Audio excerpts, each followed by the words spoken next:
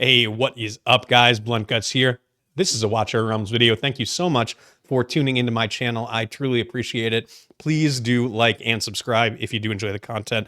So, we're taking on Hispanos this week. We have faced them. We faced them in Season 1, I know. I'm not sure if we faced them in Season 2 or not. It was pretty close. Then, unfortunately, both times we have taken the loss. As you can see, we do have 3 attacks left. They've got 17 attacks left, but they are up by 3.3%. And so there's no way that we can get that back, even if we won all 3 of the matches, unfortunately. So this is going to be an L for us. That said, I did have some good attacks here. My guildmates had some good attacks, and I did copy some of them. I tried to give shout-outs where credit was due. But, yeah, a little frustrating, but it is what it is. You know, at the upper levels, a lot of it comes down to just a few attacks here and there. I think we'll go back to the drawing board, and we'll try to reassess and see if we can't get kind of refine our strategy going forward. My defense did pretty well. I didn't get attacked very much. I only had 4 attacks. I did get 4 wins, so I'm 4-0. As you can see, I did get a few leaks here. So I think I had 1 or 2 on one tech each on each of these teams. So look at the battle record. So 2 attacks against Team 1, 2 attacks against Team 2. I think all of the leaks were actually lightning guards, which is kind of the weakness of my team. If you can fit the lightning guards in between, I probably shouldn't be telling people this, but I'm going to do it anyway. If you can fit lightning guards in between the ultimates on my teams, you can get them through. Now, you can only deploy 2 lightning guards around, so it's not going to get you the win at the end of the day, but it is something that is kind of a weakness of both of these teams. They are kind of ultimate dependent, like a lot of teams out there, honestly, but that is where I do see leakers going through a lot of the time. Now, oftentimes people will try to do that and lightning guards don't get through. So, you know, it's not guaranteed by any means, but it is kind of what I most commonly see happening. I have been getting a lot of wins recently with these defenses. If I could get a Cyrus, my team 2 would be so much better. If I could get an Arrogance, my team 1 would be so much better. So, and really that would allow me to move Valk into team 2 as well, which would be nice. But in any case, maybe when we have that, the Eovar banner, which I think is supposed to be coming next weekend, I'm going to be pulling all of my ancients. I've got like 160-ish right now. I should be close to, I don't know, 180, I'd say, by the time that rolls around with any luck. Although maybe not. I don't know. We're not going to have any codex or anything like that. I don't know where they'd come from. But anyway, I'm going to be pulling a bunch of ancients is really the long and short of it. And I'm hoping that I get some upgrades because there are a lot of heroes. I've only got 1 ancient exclusive hero on my account at level 95. And that sucks, especially in Guild Wars where defenses are kind of dominated by ancient exclusive heroes. So I could really use an upgrade. That would be amazing. Anyways, I've yammered on long enough. Let me get to the attacks. I will be putting chapters in here, so feel free to skip around if you want to see different attacks. Let me know in the comments if you have any questions about what I did. Let me know if you see anything that I did wrong. I did try to incorporate a couple of central keeps in here. There's at least 1. I think I might have done 2, but I'm not 100% on that. So we'll see how that goes, right? Let's get to the attacks. All right, guys, we are going to start off with a central keep. So I've watched a couple of replays, and this is what we're going to do. We're going to wait till 10 cost, and then we're going to start deploying these big AoE damage dealers. I can't think of what they're called. Let's see, what are they called? Uncommon Destroyers. We're going to be dropping them. First, we get to 10 cost, we're going to drop 1 at the rearmost spawn point, and then when we get back up to 7 cost again, we're going to drop another one at the top, so they're as close together as possible.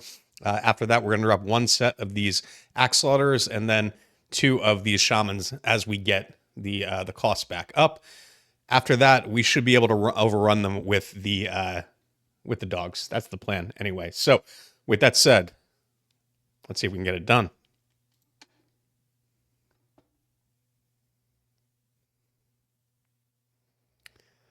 So as always, I'm going to put it on 1 time speed just to make, well, I can put it on 2 times so as we get closer to 10. Here we go. Drop 1 right there. When we get back up to 7, we'll drop another one. And Carnelian teams are great in a lot of ways. I mean, she is pretty badass, but if you can get sustained damage on the team, then she does kind of crumble because unfortunately she does not provide a ton of of healing at the end of the day. She does prevent deaths, but she doesn't provide a ton of healing. So that's what, if you can survive while the attacks are going out, while your demon soldiers are getting attacked, then you should be able to put some damage onto them. Here we go. We got our shamans coming in. That'll give them a little bit of sustain. Drop another one up here now.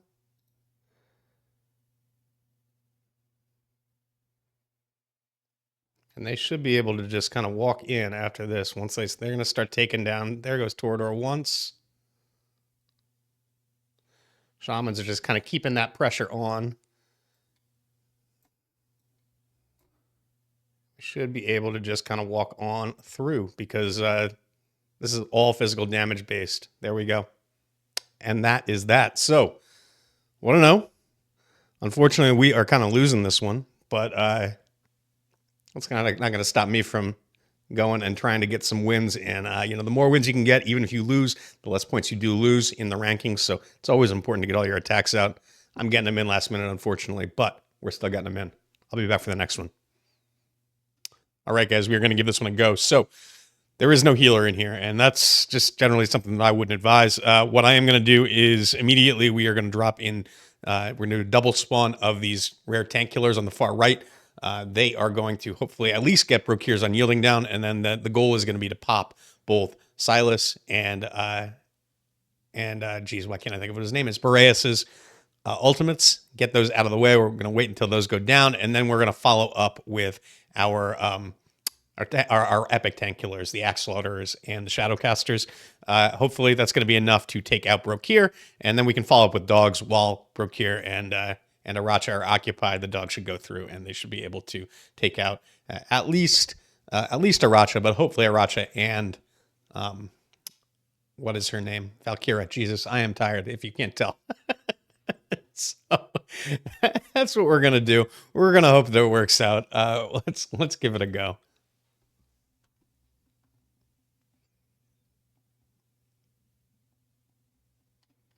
All right, 1x speed. We can click on here. Nice thing about these is you have enough cost right off the bat to drop 2 sets of these, and that is going to help us out. Let's see, we just want to get that unyielding popped, and looks like we just did, so that is good. We got both of the ultimates out too. There's one, Boreas is on, Silas is going, so that is good, and we've also got Valkyra's going as well. So that's just going to soften it up a little bit for when we do deploy the epics. After this, Silas still got 7 seconds left, Boreas still has 12 seconds left, so we're just going to wait this out. We got to get 10 costs either way. 6 seconds left on that. Silas is done. Valk is done.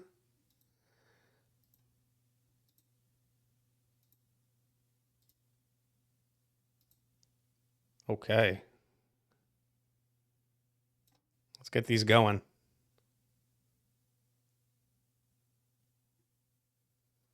I'll wait until we get one of these pops from Boreas here. There's no need to take extra damage on that. If he would cast it. I saw him wind up for it. We're in super slow-mo. There it is. Now the damage is out. Now we can drop in our Axe Slaughterers. Let's let them go to work on Brokkir. He should go down relatively quickly, although he is, of course, going to use his ultimate, which does suck. But I think we'll still get him down. There we go. Now we can just follow up with dogs, and we're just going to kill everybody else. That's a win right there. That's what we like to see.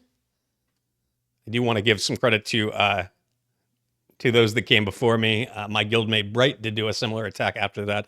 I decided to use the rare tank killers because I thought that would just kind of give us a little bit more of an edge there, and I think it worked out a little bit better that way. But I did base my attack off of his, so nice attack, Bright. I'll be back for the next one. Okay, guys, so we are going to do a bombing strategy here. You've seen me do this before. However, most of the time I've done ones where we've got a Hatssut in the front. We're not going to be doing that this time. Hatssut is in the back. So I'm going to show you how you can use uncommon destroyers to take out a team like this after you're able to do a successful bombing run. Hopefully it's going to work out for me. There's always a bit of RNG in this, unfortunately. You know, Torodor's stun does make it such that it is completely possible that my bugs all get popped before they get through. But we're going to give it a go. We're going to hope for the best. Let's see how it works. One thing to note, we are going to be doing it right off the bat this time. I think in other times I've tried to bait. However, we should have enough cost to do, or close to enough cost right off the get-go to send off 2 sets of the exploders, 1 set of the spiders. Should be good. Let's see how it works.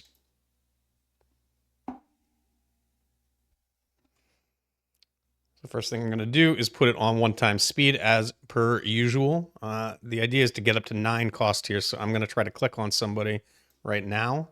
And you can see cost is still slowly regenerating. We're going to do 1 bug, 2 bugs, and then spiders. If you do have level 4 or below exploders, then you are going to have to figure out the timing on that. But we should be able to get there before Torodor pops his thing. Let's go. There we go. There's Lili. She is down.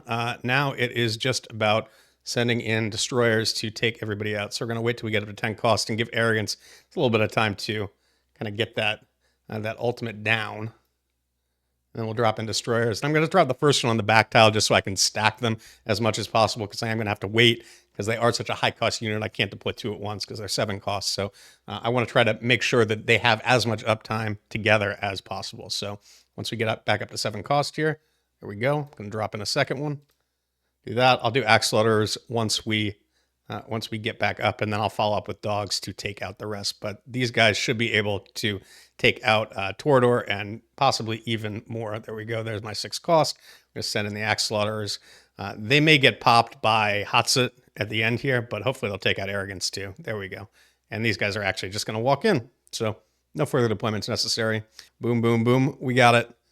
I'll be back for the next one. All right, guys, we are going to give this one a go. This is a strategy I'm thinking I want to try on somebody. This seems like a good candidate. So generally, the plan is going to be to send in. We're going to start off with double pharaohs.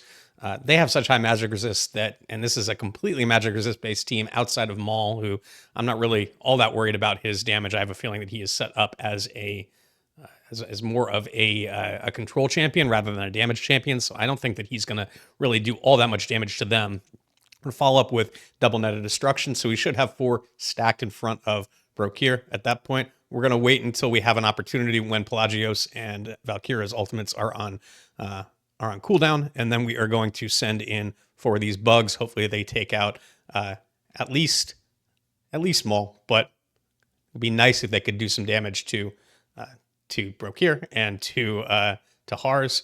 After that, we can follow up with these bookkeepers as well as the lightning guards, and that should hopefully be enough to finish them off. I think we'll probably follow up with lightning guards first to clear out Pelagios and Valkyra, and then we can hopefully get in. Hopefully we have enough time for all of that. So that's the plan. Let's see if it works.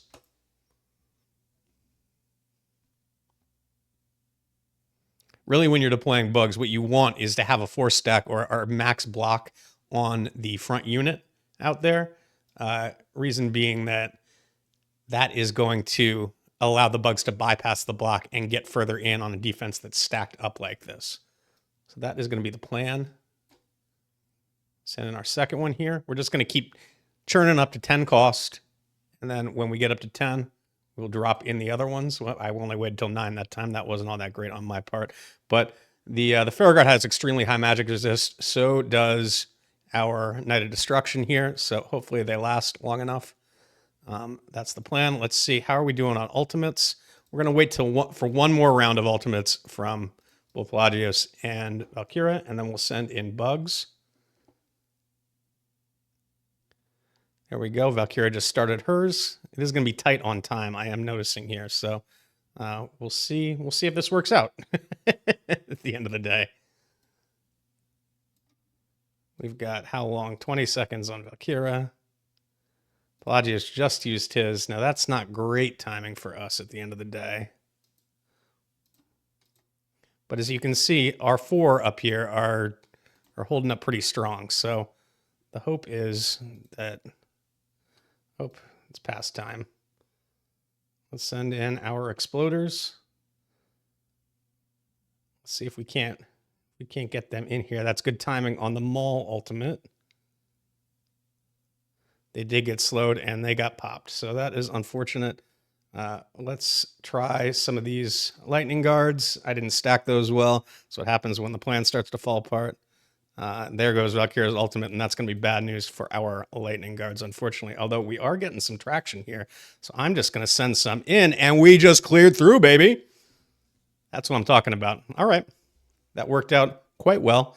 Pressure and magic resist.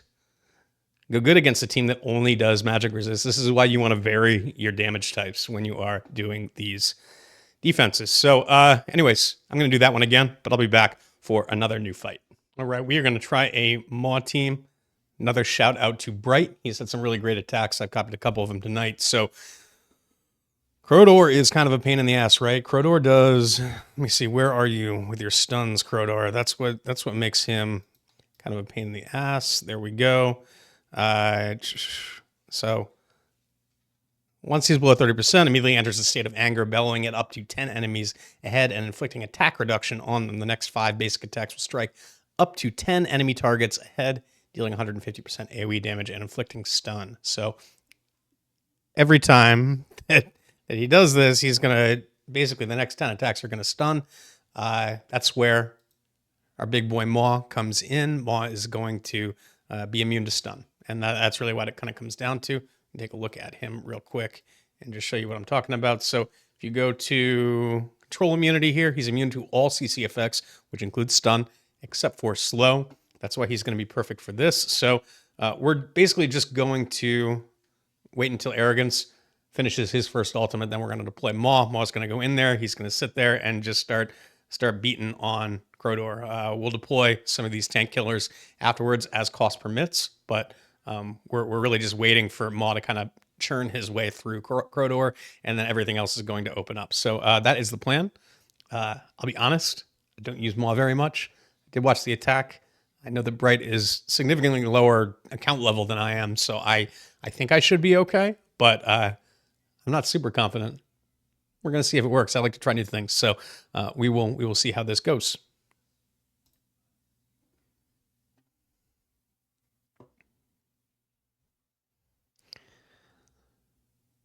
So we're going to leave 2 times on for now because we're just waiting for Arrogance to get his first ultimate going. We will toss in Maw as soon as he gets down to, like, let's say about 6 or 7 seconds. In fact, I think we could probably do it at 8, my guess. So we're going to drop in our Maw here. It's going to go. We're going to see if we timed it right. 4 seconds. 2 seconds, 1 second. Yeah, we should be good. We should be good. So it's going to let our Maw start doing some work here. Hopefully he's going to do what I saw him do in the replay. But like I said, I'm not super confident of that. We'll drop in some tank busters too to kind of help out. There goes Krodor. Okay, that's what we saw in the replay. So that worked out quite well. And then Maw is just going to wreck everybody. That's really what it kind of comes down to. There we go. We've got one in. There goes Abom. And we're golden. Nice attack, Bright. All right, guys. 6-0. I'm going to do this one more time. Based on how that went, I'm pretty sure I'm going to be 7-0. We'll see if we can't go for an 8-0. I will be back with the final fight. All right, guys. Last one up. So this is one that has stumped a lot of our attacks. Nobody's actually beaten this yet, although we've gotten a few singles off of it. So there's some points that have been taken off of the health, but we haven't found success. And this is another one without a healer. It does kind of work because they've got Isolde in here, and Isolde is going to provide shields to everybody, you know, regularly, all the Northerners anyway, not Hatssut, but everybody else. So generally speaking, the plan is going to be to send in our Pharaohs, followed by Knight of Destruction, kind of similar to a previous attack I did tonight. After that, we are going to drop in double Shadowcasters. Hopefully, those are either going to kill Olague or go past Olague if we've got 4 stacked up there. We're going to wait. Preferably once we get 4 stacked up, we should see Hatssut uses ultimate, and that will be our cue to send in the Shadowcasters. So that is going to be the plan. Hopefully the Shadowcasters will go through, kill Isolde, and then kill Valkyra after that. Timing is going to be important. We want to make sure that we're not deploying the Shadowcasters in the middle of a Valkyra ultimate. That's going to be the main thing. And just working around the Hatssut ultimate as well. After that, we should be okay. But, you know, the best laid plans, right? So let's see how we do. Do have quite the BP advantage here, I will say. So I theoretically should be able to do this. We're, like always, we're just going to wait until we get up to 10 costs, and then we'll start dropping in our tanks. Put it back on 2x speed. These guys should be tanky enough to not take too much damage from anybody. Really, the only damage dealer that should be doing anything against them is Hatssut, and Hatssut isn't going to be able to use his ultimate against them because of the positioning. So that is the plan. But we're just going to keep cycling up to 10 cost and dropping heroes until we have 4 stacked up there. We're at 9 now. Wait, actually put him back a tile. There we go. So now we're going to go get back up to 10 cost. And then when there's 4 stacked, I think that's when Hatssut's going to use the ultimate. Let's see, how is Kira is doing okay. We're probably going to need to wait until one more of those goes off before we can do anything here. You can say they are getting chipped away, but they are surviving, so that's something at least. There goes the Valkyra ultimate. So the goal is going to be to, let's see, she's got 24 seconds left, which is quite some time, unfortunately, but everybody is surviving, so that is the good news. I'm kind of tempted to drop in. How are we doing on timing? 12 seconds left. That should be good. Let's get a nice stack here. And on top of that, Olague does have his ultimate up, which is not great. But we got to be mindful of time. We've only got 1:13 left. So I think we will hopefully, there we go. She's done with that. We're going to get back up to 10, and then we're going to drop lightning guards in. Oof, they got popped. That's not great.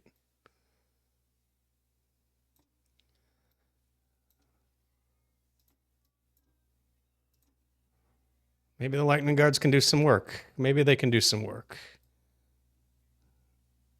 There, 1 Olague down. I don't know that we're going to get back up to 10 cost, unfortunately. I think we're kind of boned on this one. Oh.